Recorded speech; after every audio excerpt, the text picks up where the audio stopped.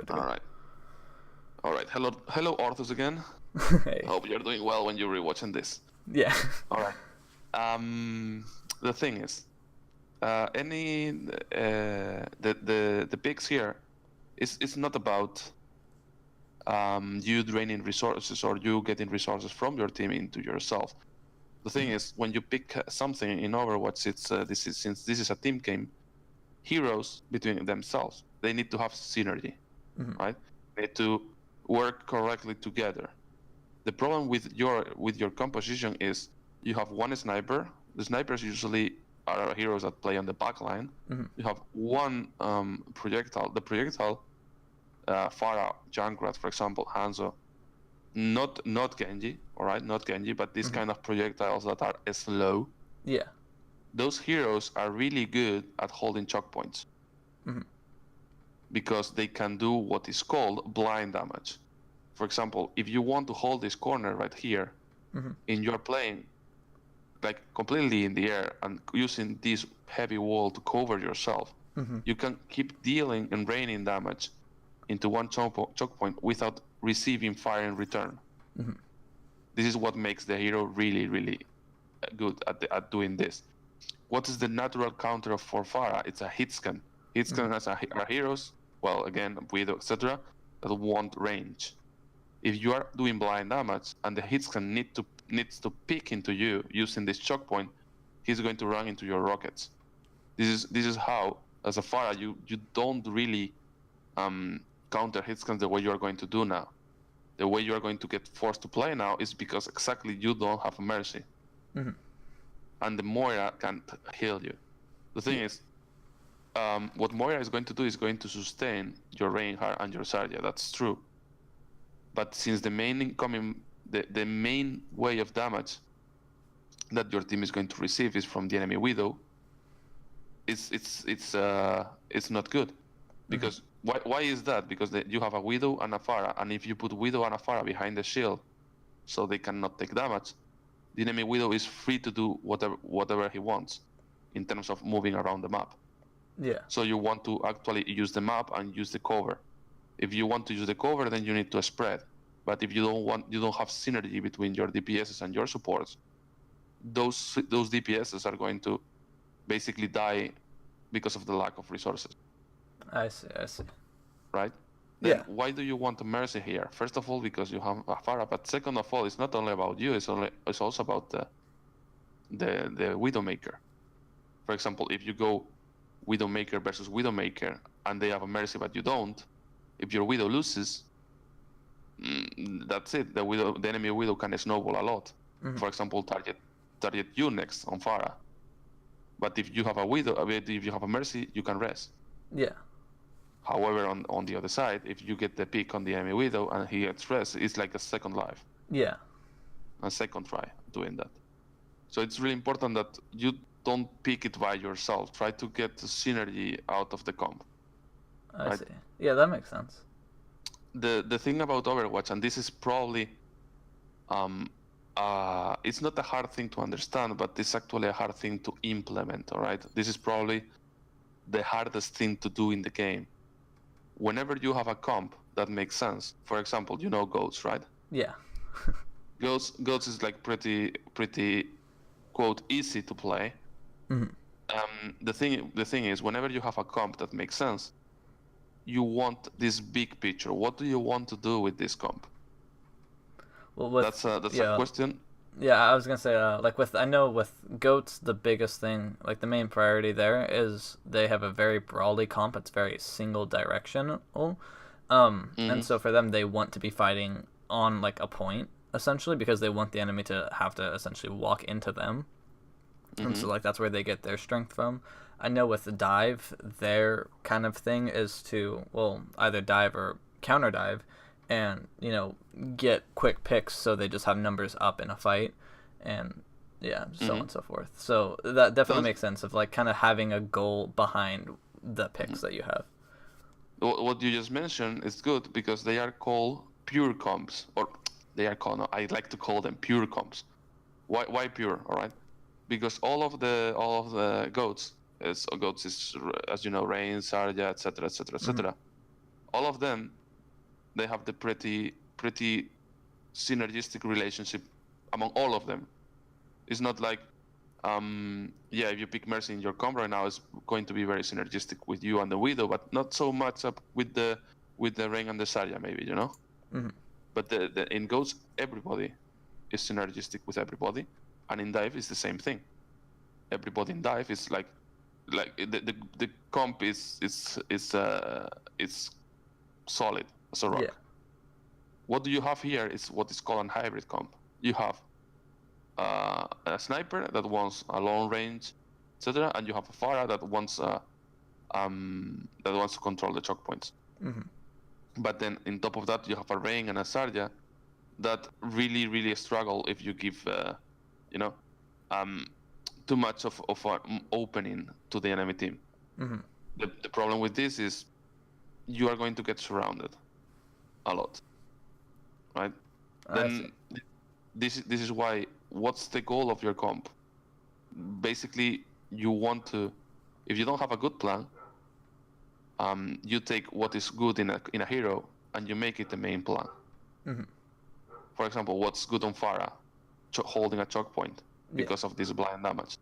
Then let's make that as a goal, the goal for the comp. Then your Reinhardt should be moving forward here, and with the Zarya playing this corner. And then you will be here supporting them with what is called suppression fire. Mm-hmm. And then on top of that, you have the enemy Widow super far away that is both covering you and covering the tanks. And in the middle of this triangle, you have the Zen that can basically harmony and discord at will. Mm-hmm. This is how basically you make a plan on the go with a comp that you made pick by pick. Basically. I see. All right. Okay. This is like even before as you see the enemy gates open, because you don't know what you are facing. Mm-hmm.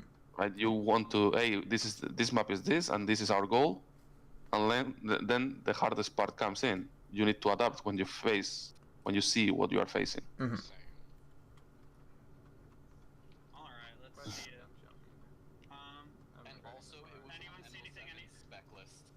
You need to see. This is a example I always put. You need to see choke points as for example, if you throw water into a sewer, right? Mm-hmm. It doesn't matter how liquid or how much water you have, that it gets forced to go through this narrow space, right? Yeah. That's pretty exactly the same thing against in this game. A choke point is a bottleneck. A choke point forces people to go through them, and for Pharah that's really good because you are doing AOE damage. Mm-hmm. Whatever. Sorry, that was Spanish. so tired. No worries. This is a one-on-one you don't want to have. Mm-hmm. Like right now, you need to realize, why do you want to have this? Yeah, no, Widow definitely has she has the advantage at the long range, especially with me having slower projectiles and her being a hit scan. Plus, Widow's a kind of natural counter to Pharah. But the biggest thing that I was trying to do here, it was kind of unintentional, is I was trying to figure out where the Widow is going to be setting up at, so I could call out her positioning for our Widow to be able to effectively duel her. And I essentially kind of I was backing up to see where she might go, and then saw her there, and I was just trying to put suppression fire on so I could get away without dying. Because I figured... sorry, go on. No, it's okay. It's okay. Keep going. Okay, I was just gonna say because I figure throwing some rockets at her face might scare her into missing a shot or two, or at least put on some pressure to where it's not just like a walking target, but has to actually worry about not being hit herself. The main problem you're facing is by doing that scouting. The idea is good because you want. This is how in high level it gets done. Especially, for example, you are defending. Since you are defending, you have what is called the map control. That means that you are in control of the best position that you can find, and they need to contest into you. Yeah. That means that they need to get to these choke points. Then there are heroes that are not good at doing that. Widowmaker is one of them, because Widowmaker and heroes that are based in line of sight, for example, if try to pretend this is a corner, right? This is a building and this is a corner. This is aerial side. A Widow is here, but you are a Pharah. As a Pharah, you are here. If the Widow walks towards the corner, but you also do that, you are going to be on top of the Widow. Yeah. The winning condition the Widow has over you is exactly this one that's happening right now, distance. The longer the distance is, the more effective she's going to counter you. This happens with every hit scan. That means that if the Widow is going to pick you through a corner and you are on top of her, you don't want to go back. You actually want to go into her. Because when a hit scan gets in his not the comfort zone, is when somebody is on him. Yeah. You as a handsome player, for example, if Genji is 100 meters away, what do? You just poke him, right? Yeah. Yes. Exactly. And what happens if you turn a corner and there is you have a Genji in front of you? It's certainly not a fun time for me. Exactly, that's not really a fun time. Yeah, the interaction between Pharah and the hitscan, any kind of hitscan, is exactly the same. In fact, Pharah, the kit for Pharah is designed to shorten distances or displace people. For example, let's say that you have faced the same thing, and you have this Widow that is going to pick this corner, but instead of you being close to the corner, you are committing a mistake and you are far away from the corner.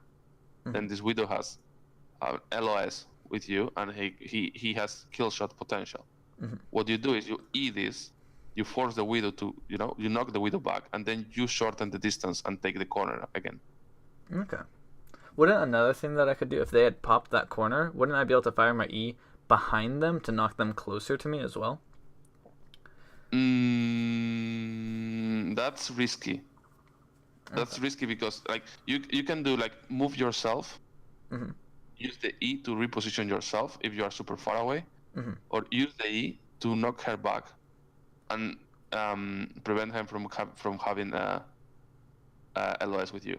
Because your power spike, the power spike of Pharah, is when the fight happens here. If the Widow crosses and you try to move her into you, it's risky because she's already in the open. She already crossed the choke point. Your team should be shooting at this. Right? So it's not the situation you want to have. Okay. All right. So your position, especially with a Mercy, should be close to this wall. So they cannot have a LOS with you. And if she picks on coast, you can boop her out even outside of the map. This is the problem with you playing without the Mercy. You need to be what is called a ground Pharah. It's not a bad thing. For example, for me, I was a TF2 player for a lot of years, and I spent 10,000 hours into the game. Playing Pharah into the ground is something that is really smart, especially since hey, my counter is right there. But the problem is you get forced because you are already giving up this. With a Mercy, you have enough power to just stick to this, and then tell your team, hey, move forward. The more harder you go into a choke point, it's not because you want to fight that. It's or Rain or Zarya wants to fight that. They also want to, but you as a Zarya, as a Pharah, you are going to deal more damage, right? If the Widow, just try to put on balance both of the heroes in terms of damage. She's the Widow on the other side of this wall, and you are the Pharah on this side. Any rocket you put here is going to be 160 AOE, right? Every shot this guy is going to shoot is going to be into the shield. So it's Yeah, that makes a lot of sense. You realize the amount of difference, right? Yeah. You realize the amount of pressure that is on top of you. Because it's going to force the Widow to either, die or swap, or have to play, again, farther back to not take that damage, but then if they're farther back, then they're not nearly as effective. Exactly. Since the Widow is LOS based, you have this big LOS until they respawn, but you also have this big one. In this crossing, this is where you have the choke point. If you are in this LOS safe completely because the Widow cannot rotate into you, right? Because you have the Rain and the Zarya. She cannot rotate into you. That means that you can do, again, blind damage here. Yeah. You are basically what you are doing is you're putting so much pressure on the enemy tanks that the enemy tanks cannot make a space for the Widow to rotate. I see. Right? And then the last thing, the last best thing is in terms of healing. If you are on top here, and your Rain and your Zarya, they are here with you, holding this corner, and your Mercy is with you, if these guys get hurt, this Mercy is in range to heal them. Without the only thing Mercy needs to do is just keep dropping, like slowly, you know? Yeah. And heal them, and then just go back up to you. Because you are close to them, and Mercy can do one thing that is really cool, is called bounce. On top of that, you have the Sen. The Sen is really good position here. Mercy can establish a triangle between you, the Sen, and your tanks. That means that the Mercy is never going to get touched by the enemy team. And then it's just putting damage into the table, and since you are dealing way more than the Widow, the Widow needs to switch eventually. Exactly. You do a good thing here, that is you try to open them up, and whenever you see the Widow is dead, right? But for example, instead of booping this guy is discorded. This guy receives 30% amplified damage by everywhere. Just focus him. Instead of booping him, I know that you maybe want to throw him into your team, right? Try to say, hey, this guy is dead, I'm going to focus on the Zarya. Yeah. It's really, really the best thing to do is to face this kind of situations as first come, first served. Like, I have the Reinhardt in front of me, he's discorded, I'm going to kill him, and then we will figure out how to kill the Zarya. Okay. Let's kind of deal with one for certain before kind of swapping targets. Exactly. That makes sense. I always, like, as you know, I'm an old man, you know, and I always have one story. Actually, I mean, I don't really want to tell stories because it feels like I'm getting, you know, time of you. But this one is pretty easy. Just pretend there is this guy, right? That there's they are in a plane. There's two pilots that are in a plane. And the pilot, the main pilot, faints. Right? Okay. He faints, and the co-pilot takes control of the plane. Right?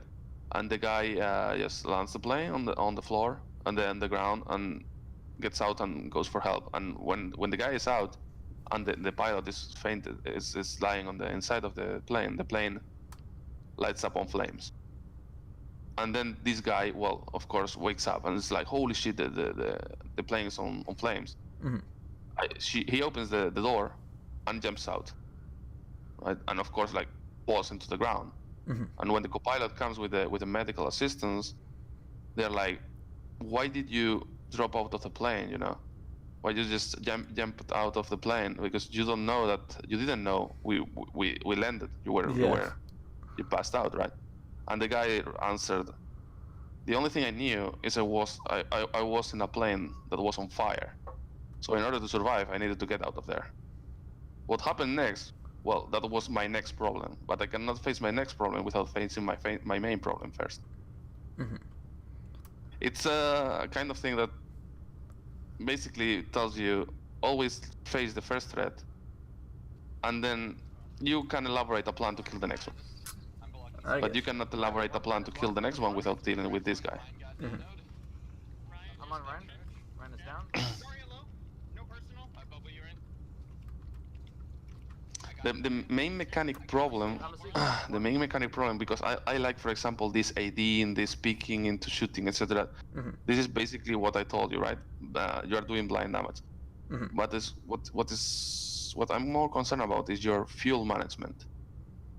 You are basically boosting in to try to avoid damage, but then you are landing instantly. Why do you do that? Knowing that, like, I'm trying to pop up to be able to kind of put the pressure on in, like, from that awkward angle, because Pharah is really one of the only characters who can put pressure on from, like, above consistently, and so I'm popping up to do that. But I know that their Widow, because I think she had died earlier on, but I know that she's going to be respawning shortly, and so I'm kind of popping up to like put the pressure on, but dropping back down so I can reposition safely, knowing that I don't have the consistent heals of like a Mercy or even like an Ana.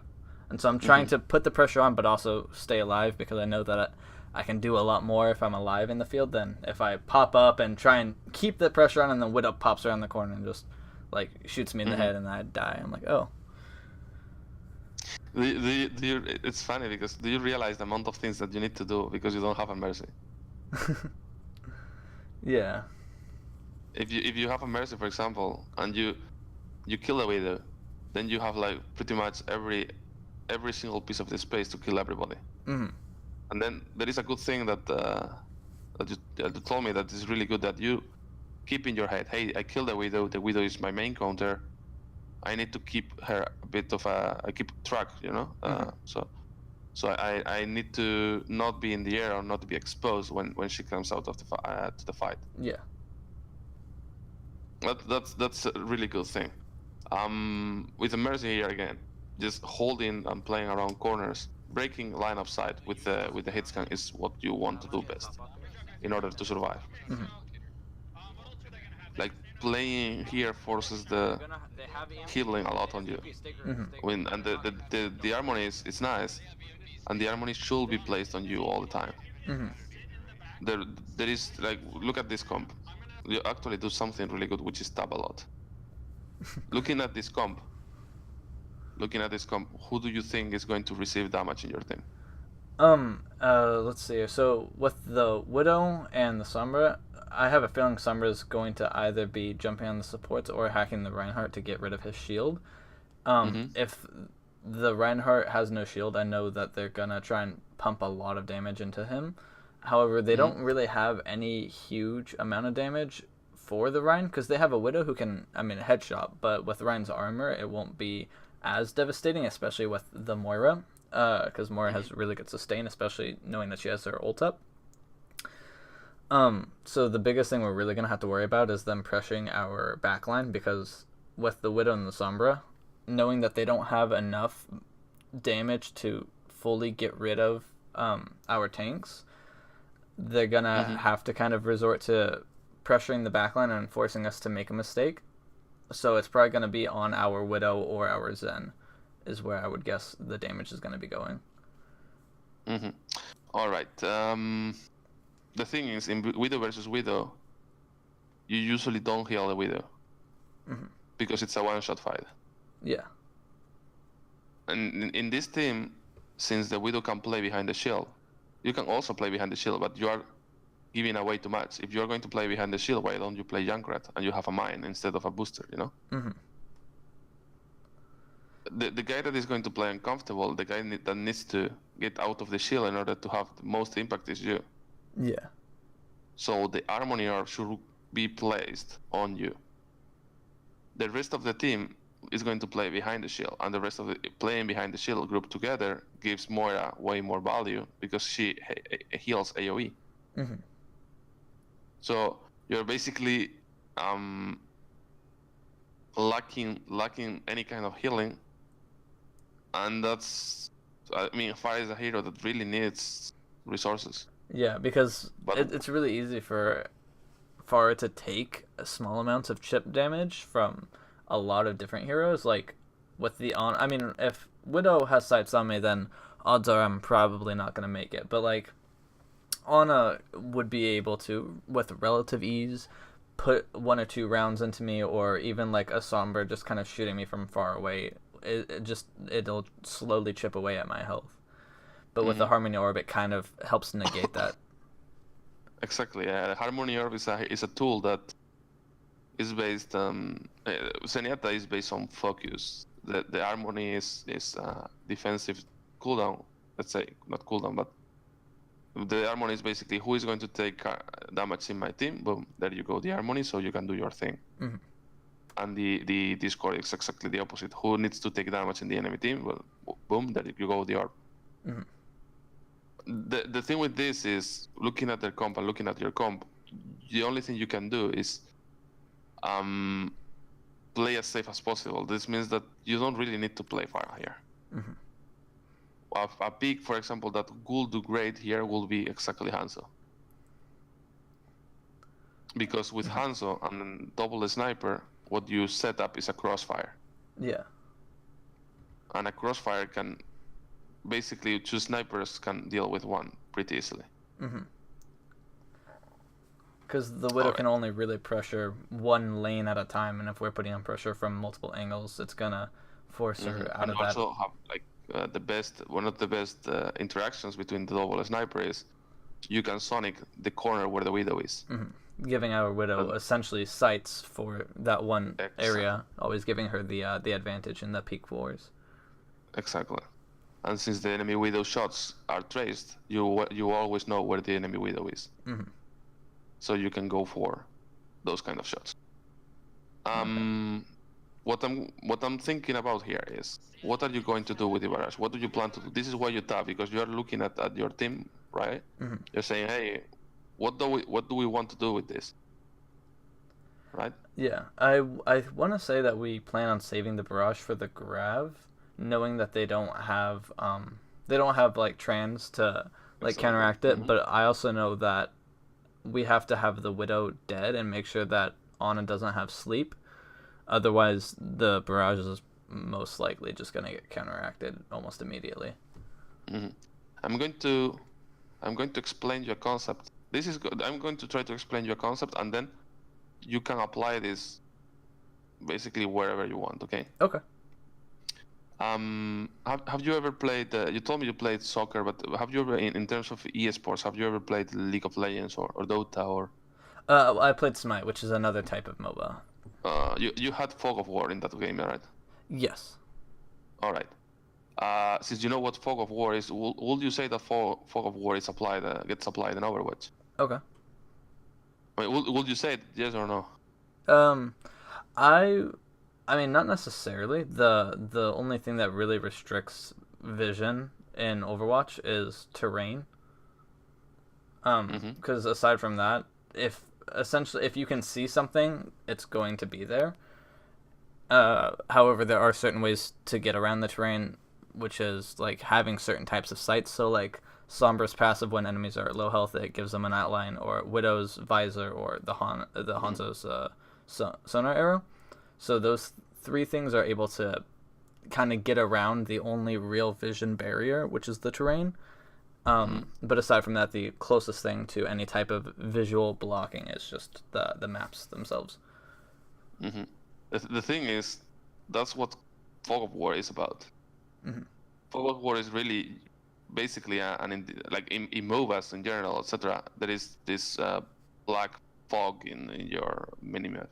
But since in Overwatch you don't have minimap, you need to realize how Fog of War works on this map. And since you told me it was true, semi-pro Smite, you know how important vision is. Yeah.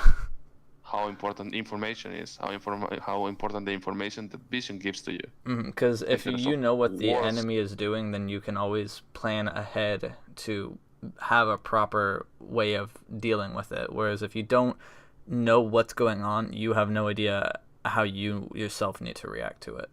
Now apply it to you. If the enemy doesn't know where you are, how can they react to you? You told me, hey, you need to be careful about Diana, about the Widow. If you right now flank alone and you come from behind and you unleash a barrage on them, do you realize that you are going to one-shot them before they even realize you are there? That makes sense. Just kind of get them by surprise, like when they're not expecting it, so that way I can get the most value out of it. Exactly. If you add to that, for example, if you were a Genji, and right now the thing is, against this comp, you as a Genji, you told me that your Genji is not really good. You go through this mine, for example, and you just hide there. You make use of this Fog of War because they don't know what's up there. Unless they scout it, they don't know what's up there. So whenever they keep pushing, then whenever you have other tools in the game, which is sound. And Widow shots are way, you can recognize them pretty easily because they have this particular sound. Whenever you hear those shots, that means that the Widow is scoped in. Yeah. And you realize you are receiving a lot of information just by not giving away where you are. The moment you see that interaction, then you just drop on the Widow. With cooldown advantage, that means that you have the dash, that you have the reflex, etc., and you can go for a one-shot, for an assassination, right? Mm-hmm. It's actually, if you look at Overwatch, the MOBA coming from Smite, it will give you like a lot of benefits. Because this game is basically a MOBA in first person. It's not an FPS anymore. You get to shoot, but since you have cooldowns management, you have vision, you have a lot of stuff that you can import from Smite. That makes sense. That is going to help you in a lot of ways. Yeah. For example, in I don't know if you have this in League of Legends, it's called Flash, etc. But this ability to reposition you. Yeah, it's like a blink and smite, like a small teleport. Exactly, that you have a cooldown, right? Mm-hmm. For example, let's say that you are walking as a Genji, right? Just pretend you're walking as a Genji, and then a Winston drops on you. You're going to dash away, but the Winston has a jump, so he's going to follow you. Yeah. But instead of that, if you are just walking as a Genji, the Winston jumps on you and you dash away. This is completely different. Mm-hmm.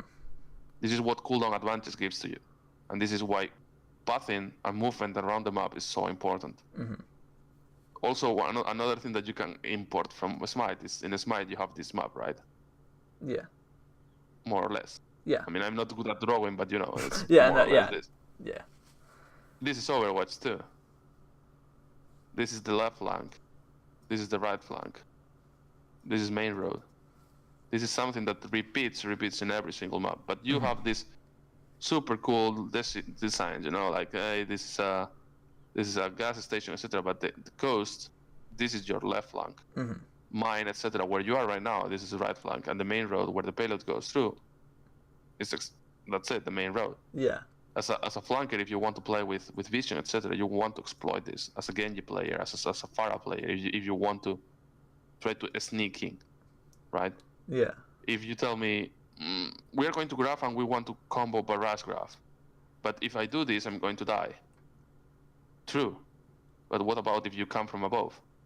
If you come from this man, you're just crouching there.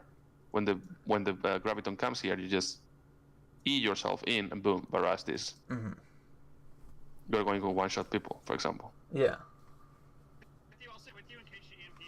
That's super like eye-opening too. Just thinking about like the transitions between the maps. It's like, I mean, I'm like, yeah, that makes so much sense with the different routes.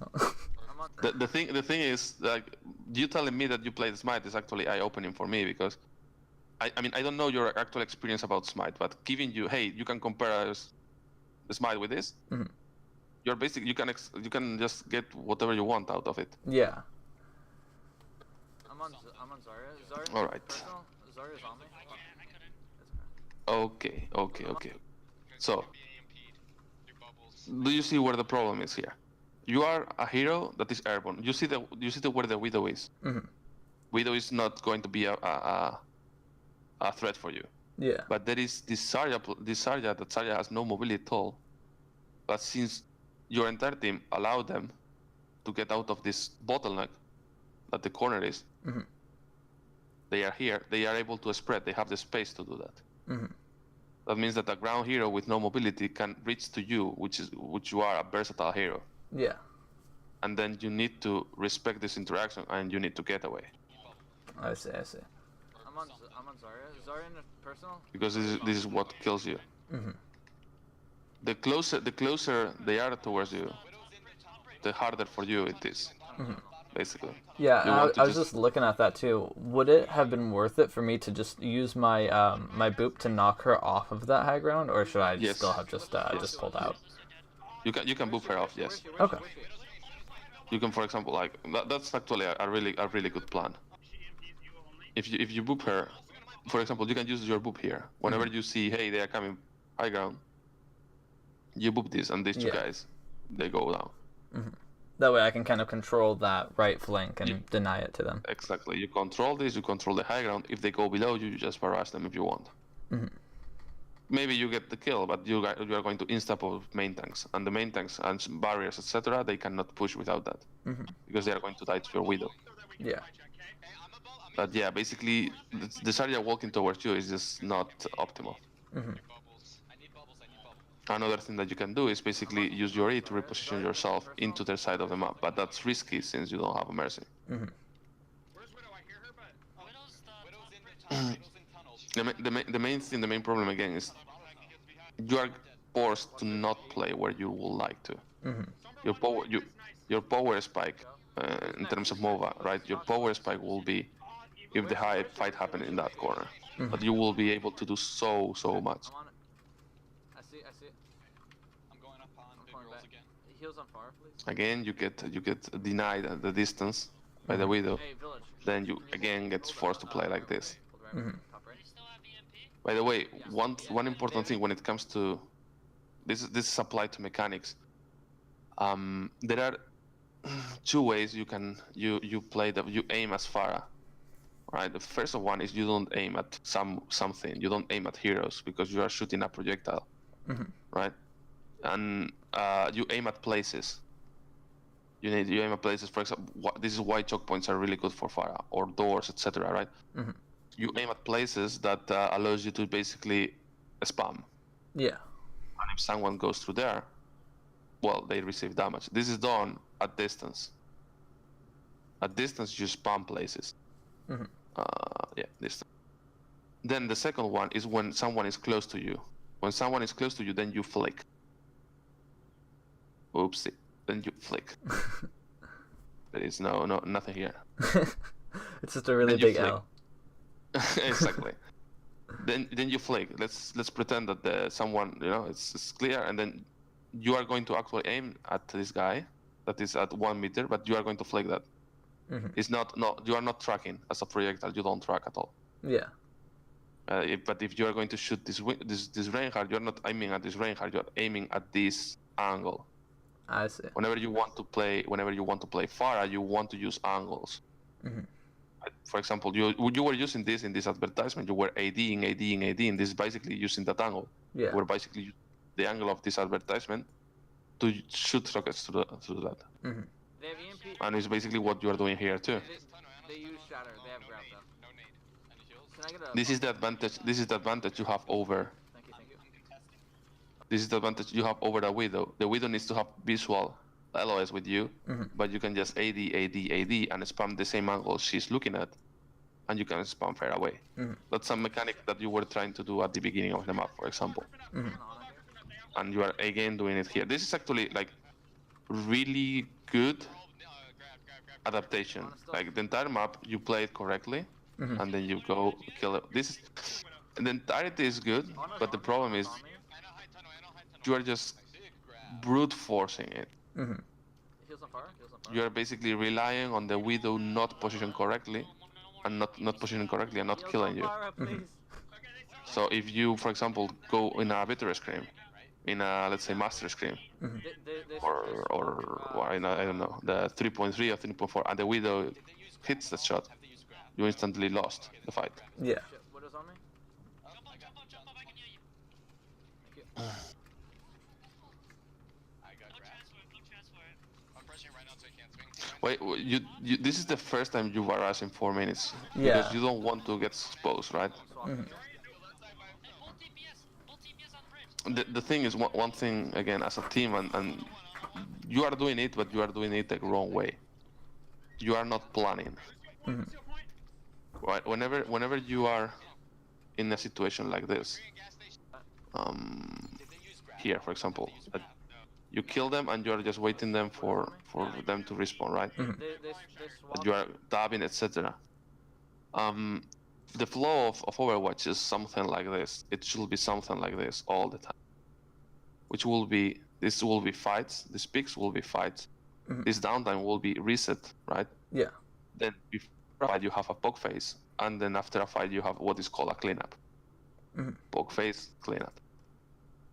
You in between these two fights, which means that during this time you are tabbing, you need to make plans. What are we going to use here? What's our plan? How do we win the next fight? Right? And you can use combinations of ultimates or even abilities.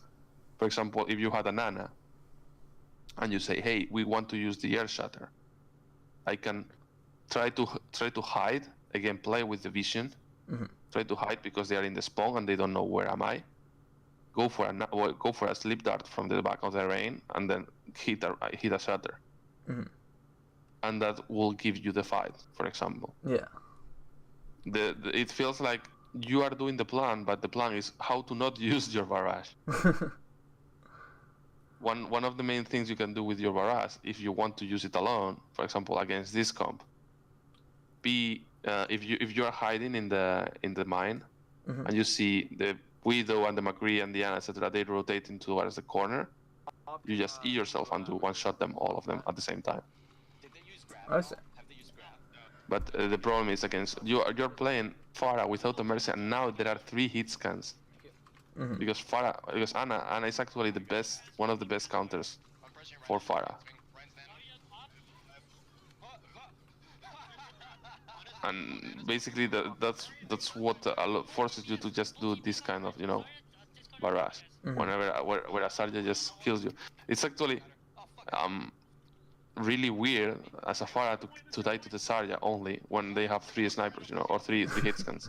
Yeah, because I barraged in that location, like for some partial cover at least from where they were, because I'd seen the Widow up on that high ground on the side, and so I figured if I used it here, I would have some cover, and I used it kind of as a counteract of the Nano Rhine, because I know that when the Nano came out on their Rhine, they were gonna try and push hard for that last fight, and so I figured if I could just barrage and take him out, it would deny them what they were relying on to get that push in.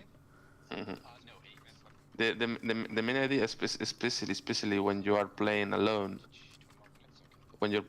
is if you can kill your counter. This is something that applies to solo queue too. If you even invest an ultimate, but you kill your counter, and especially on a hero like Pharah and Widow, they are kind of what could be called specialists, because the best counter in the game is the mirror hero on the enemy team. Yeah. The best counter for Pharah, if the Pharah plays correctly, is another Pharah that is just better at doing what the Pharah does. Same thing, like Widow is a perfect example, right? If you watch Overwatch League, and you see Pine, for example, that just goes on a random flank and just kills the Widow from the angle the enemy Widow doesn't expect, and then gets 3 more shots and 3 more kills. That's exactly what you want to do. Yes, he dies at the end of the day, but he won the fight by himself. Yeah, he still did his job. Exactly. The best thing you can do, for example, as a Widow, is to be not predictable. You are taking one shot in this angle, then you move and take it. Basically, they cannot read you. And as a Pharah, it's a problem too. Yeah, I'm not the best Widow player, mainly because I can't consistently hit headshots. I mean, I hit body shots all the time. I have like a 70% accuracy in that aspect. But I know that with Widows, you have to hit the headshot if you want to be able to do your job. So that's the main reason I'm not a hit scan player. But something that if I'm in comp or something and I end up on Widow, essentially, that is something that I did know, is I always take like 2 to 3 shots and then I reposition, because after that time I feel like I'm kind of pushing my luck with how long it's going to take for them to just deal with me. And so like take 2 to 3 shots and then I kind of get the value out of that spot, and then I like rotate to a new spot, so that way yeah. The main thing, especially as a Widow, is when you have a Widow in front of you, just try to put yourself in this situation, right? You are in the open ground, and you have a Widowmaker in front of you 100 meters away. There is no building close. What do you do? I would just take the duel, because if but you are let's say a Pharah. Even then, if I'm a Pharah, like at least what I personally would do, at least as of right now, I would have to take the duel. At least in my own mind, I would say that I'd have to take the duel, because if there's no cover around, it's the best thing I can do. So I'd probably use my E to try to get close to her to kind of. But how would you move?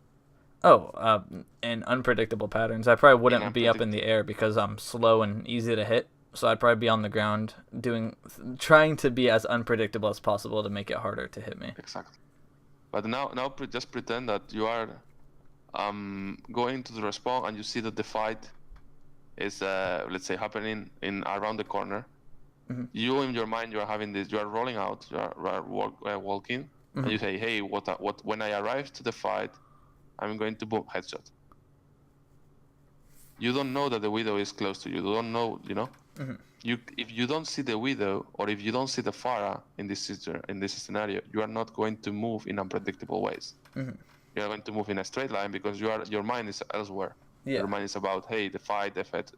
Yeah, like that's something that Pine, for example, or a lot of Widow players take advantage of. That's something that Genji players take advantage of. You have seen, if you see a stream of a famous player, a DPS, normally, you see that they end up sometimes behind the enemy lines, and they just kill one support that is going out without awareness. Yeah.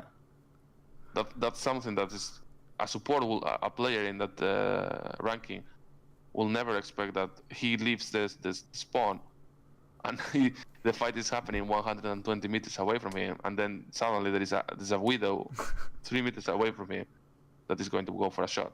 Since you don't expect that, you don't move unpredictably, and that is easier. As a widow, you can take your time and hit the shot. Yeah.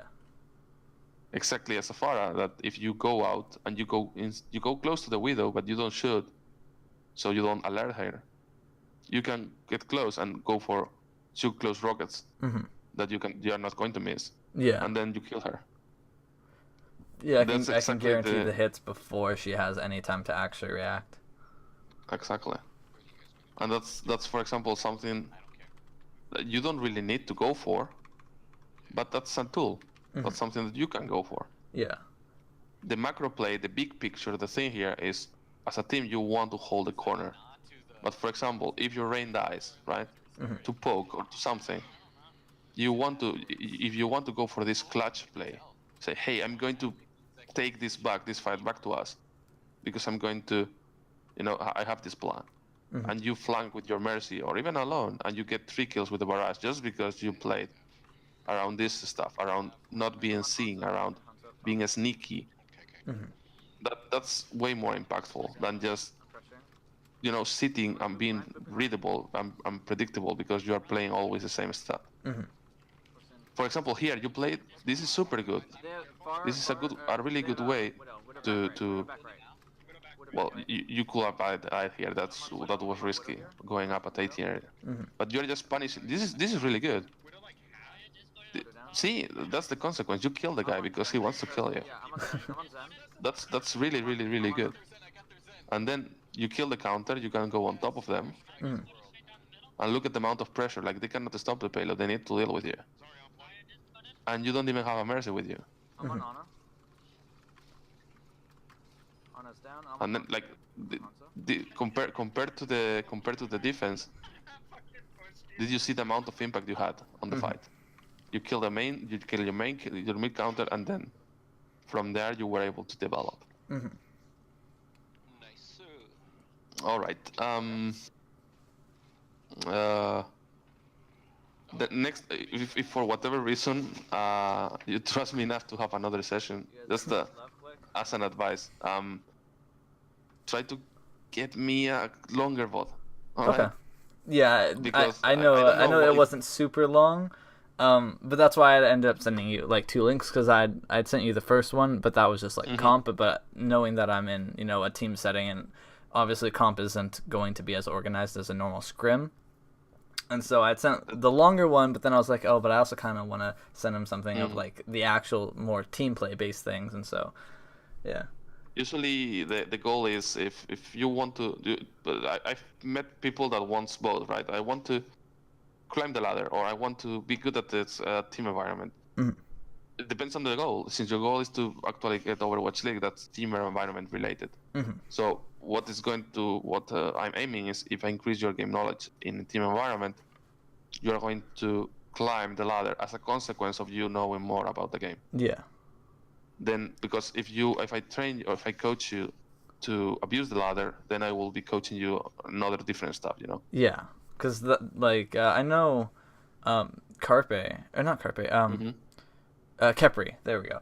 he is. I mean, even though he's in the Overwatch League, he was most known for his ladder type of play, and I know that a lot of what he does in the Overwatch League is kind of reflective of that, of like how he uses his like his infra sights on Widow even after the fight's already won.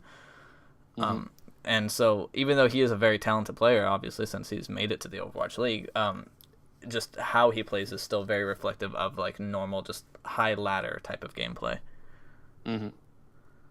That's exactly what I really want to like separate, you know. And I don't really understand why they didn't reset. Like this is something. When you go into a scrim, you don't play to win. Yeah, it's typically you do the resets in between to get the full map and whatnot, and I don't know. Like, and that's like I don't know if you saw it, but I had actually asked that when the sides had swapped. I was like, no reset.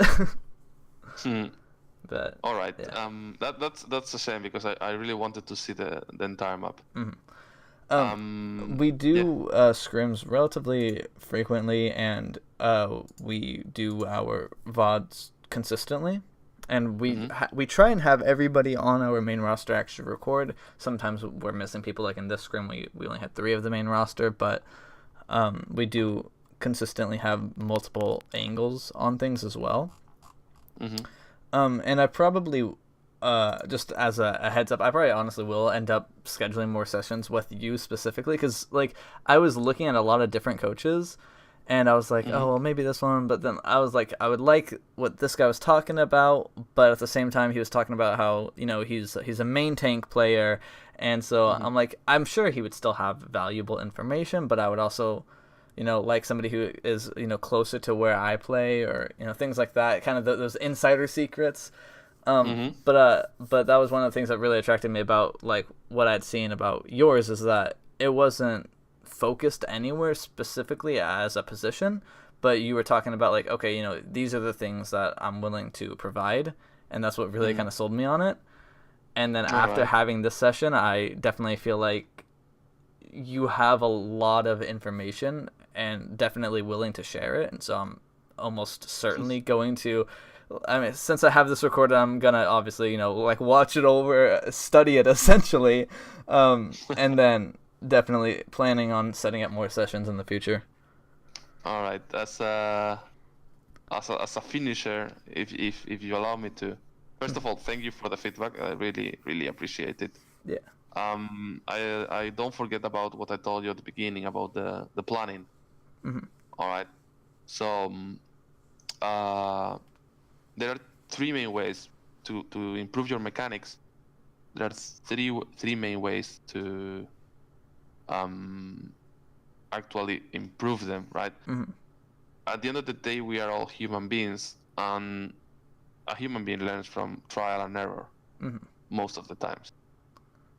I did this. I was like, hey, let's put to work. Let's put to test what I learned in swimming when I was playing TF2, and I was like, there is this private TF2 server deathmatch only. It was a 5v5, 10 minutes, you play 1 point of one map. It was like just, you know, constantly getting your ass kicked or kicking asses, like no respawn time, etc. Basically, it was like, in playing Soldier, I was shooting, or just in terms that you understand, maybe because you might not be familiar with TF2, but No, I know TF2. 1,000 rockets per 10 minutes. 1,000 rockets that you need to aim, that you need to track, that you need, you know, that you need to actually, because the other guy is going to kill you. Yeah. In comp, I will throw 1,000 rockets in maybe 3 hours or 4. If I'm lucky and I get to play Pharah, and then they might go 4 or 5 hit scan or whatever, you know. Yeah. And it's just impossible for me to play Pharah. At the end of the day, what you want to do is to improve your mechanics, and to improve your mechanics, you need to play deathmatch. Yeah. I was playing deathmatch. Of course, this is I did only this with the sole purpose of testing, all right? But I was playing 8 hours a day, deathmatch, and I did that for 1 month. After I went to my after that I went to my first scrim. I literally hit everything. My game sense was trash. I didn't even realize what was happening. But if I saw a bad guy in my screen, that guy will get hit. I don't know how, because I was always super bad at mechanics, super bad. It was like I was on Adderall. Yeah, just like surprising yourself, like, whoa. Exactly, it was like, Jesus, this is not me playing. I even told my in-game leader, dude, this is not me playing. I don't know what's going on. And I thought about it, and it was like, yeah, but I mean, I did this, and I realized, hey, I recognize patterns. Hey, I practiced this shot when I watched my replay. I practiced this shot 1 million times in the past month. Yeah.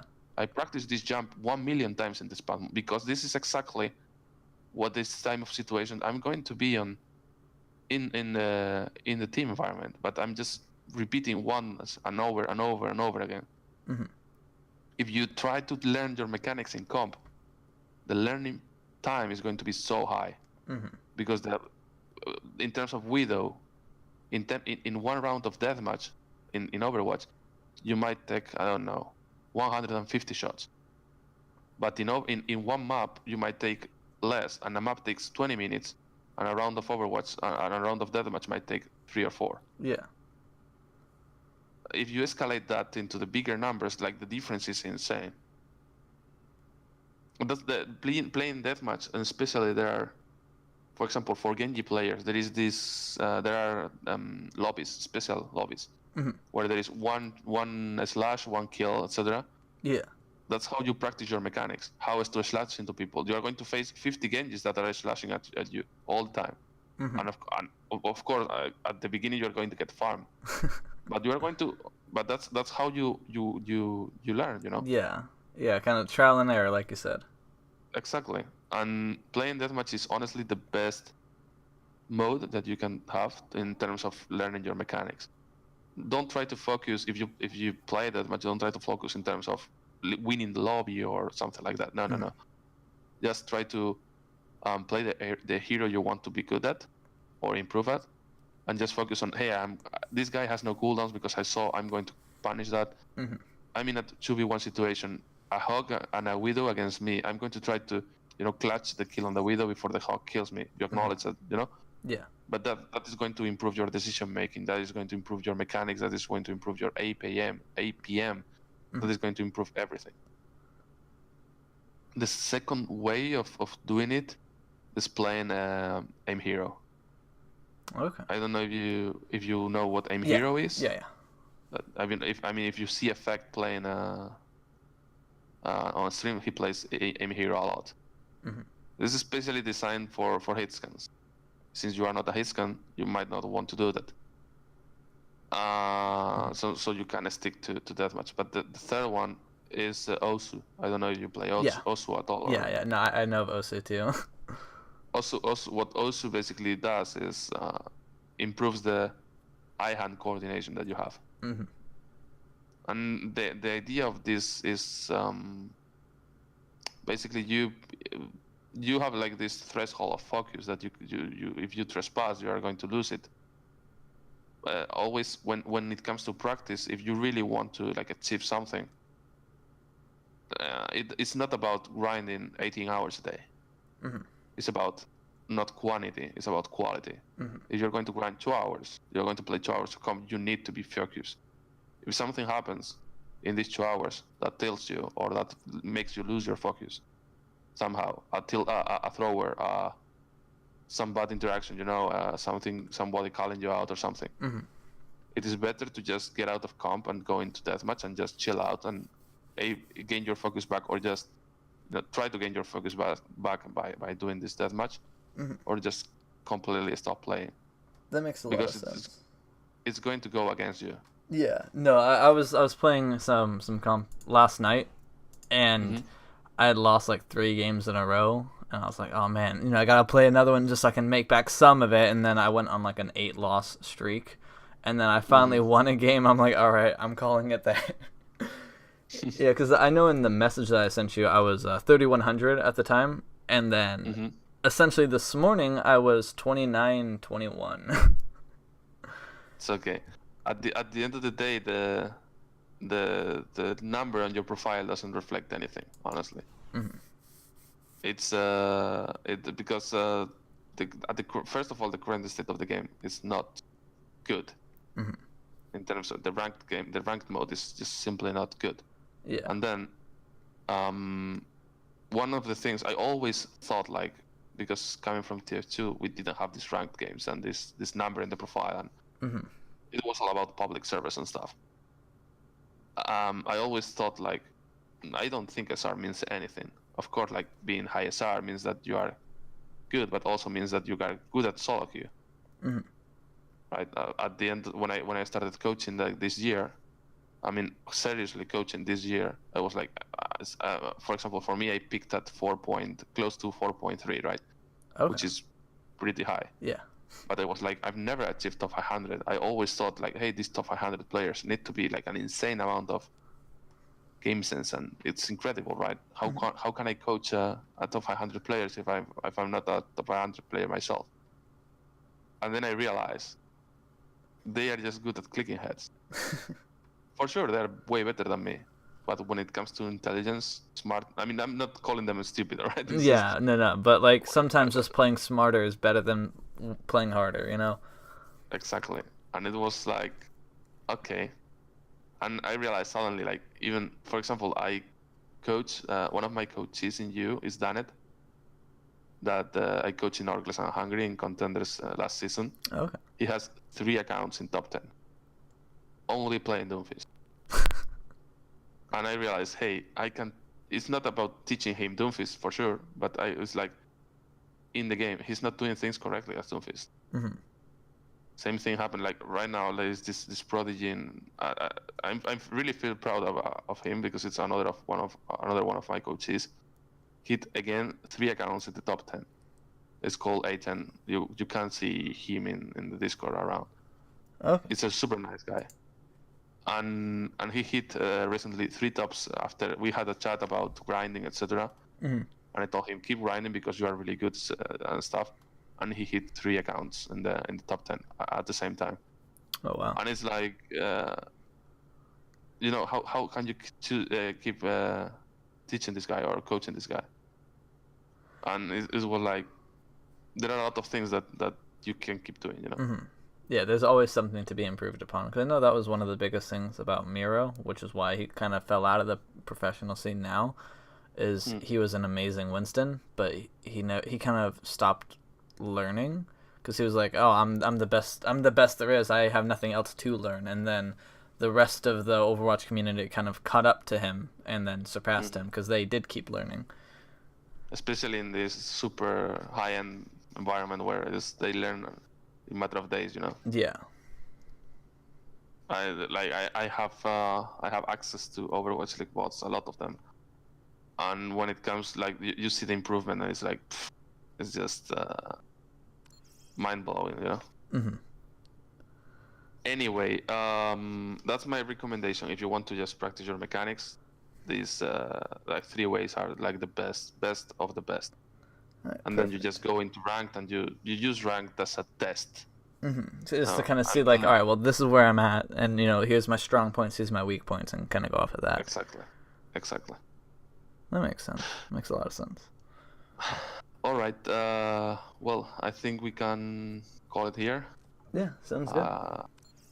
Thank you. I honestly enjoyed the session. Thank you so much about that. Yeah, thanks for your time. Oh, also, if I may ask, what position do you normally play on a team?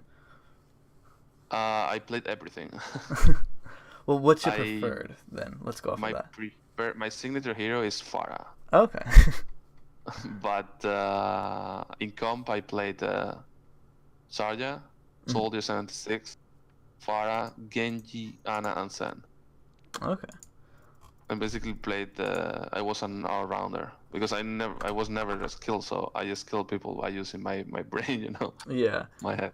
No. Instead of just being insane at clicking head. I totally feel it, because, like, this is my season 13 top 5 heroes played, and it kind of shows that I'm all over the place. All right. Okay. And you don't want to, like, specialize on one role, or? Well, I prefer projectile DPS. That is what I like. I feel like that's where I'm strong in. But at the same time, in competitive, especially like in my elo area, there's always going to be that one person who thinks that they're just hot shit and they're just gonna like, I'm playing what I'm playing. I'm gonna carry you guys, whatever. And I'm like, all right, whatever. I'll fill because I know that I can play my elo on any type of thing except for main tank. That's probably my weakest. But like I know that I'm able to fill, and so that's what I do at least in ladder because like again kind of with the team oriented type of play, I'm looking for what I can do to help everybody instead of just like focusing on what I want to do.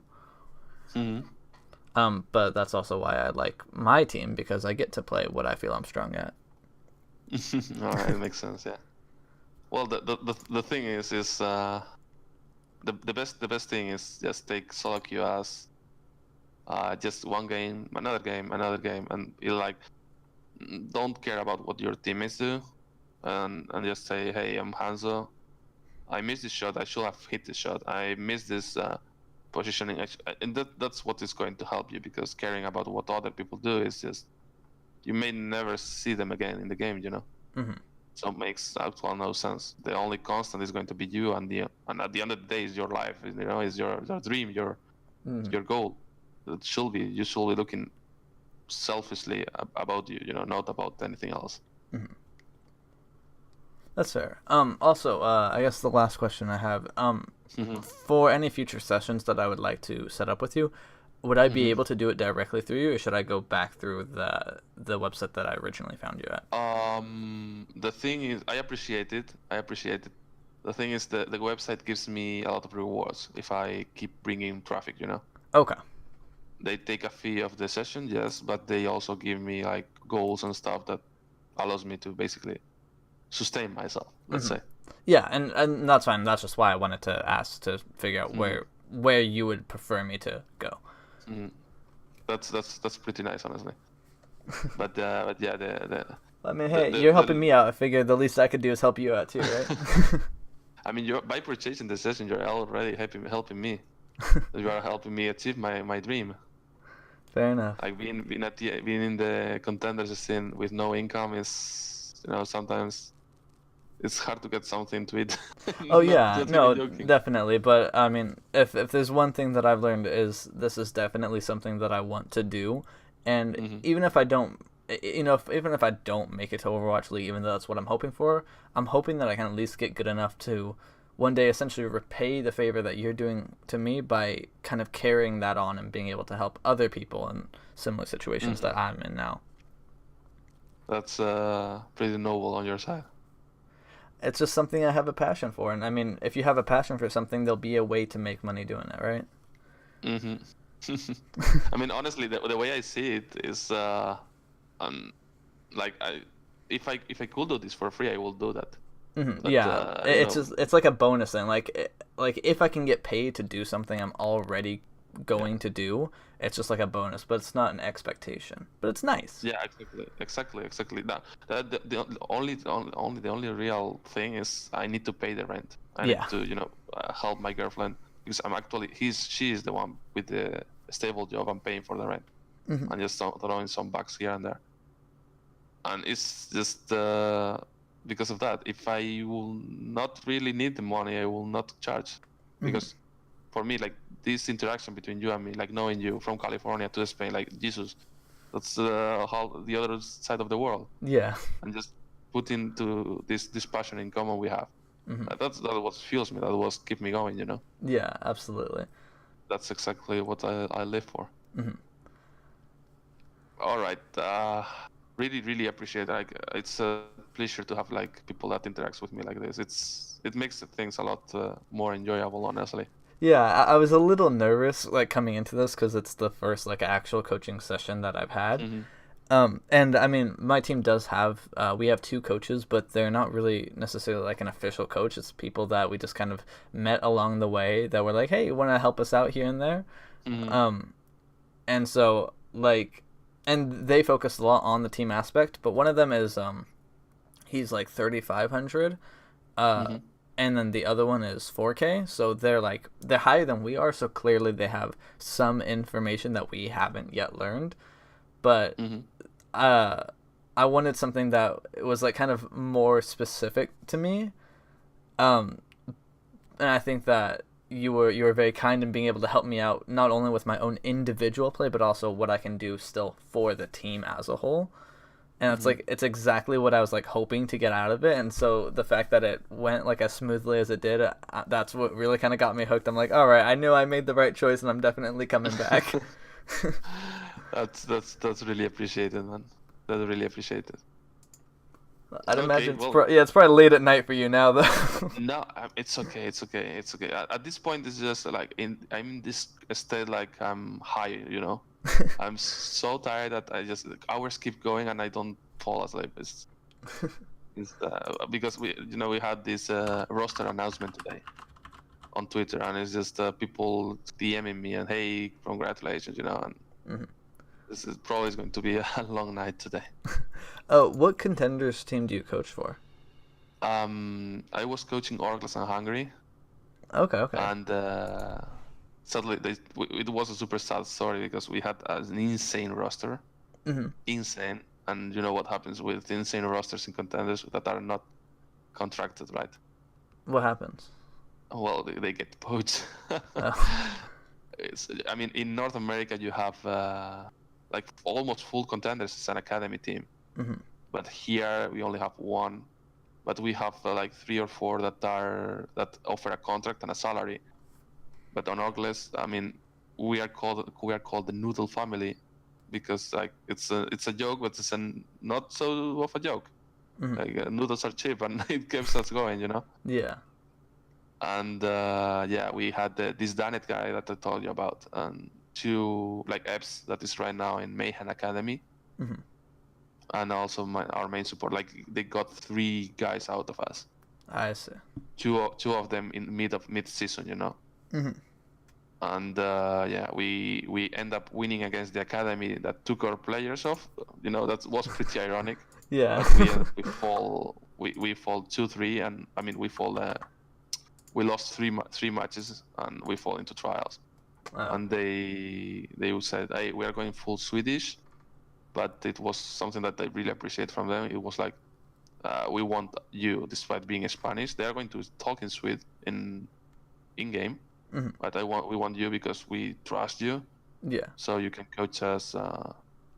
And now the goal is from trials to make our way up to contenders again. I got you. Well, I wish you guys the best of luck on it, and I'll be rooting for you. Thank you very much. Yeah, I mean, man. I'll probably, if you stay around the Discord, like this Discord is something that I built with, the weeks. It's going. You have plenty of stuff to lurk around. Like Yeah. I don't know, like bibliography, for example, stuff I read and might interest you, or I don't know if you want to ask something, etc. And I usually post whenever we are going live, So if you want to drop by and just throw us a cup of ramen in the chat, it will be pretty much appreciated. Yeah, absolutely, man. Well, thank you again for the session, and I'll be looking forward to our next one. All right, that's super cool. As a last thing, I know this is a bit unprofessional, but it's something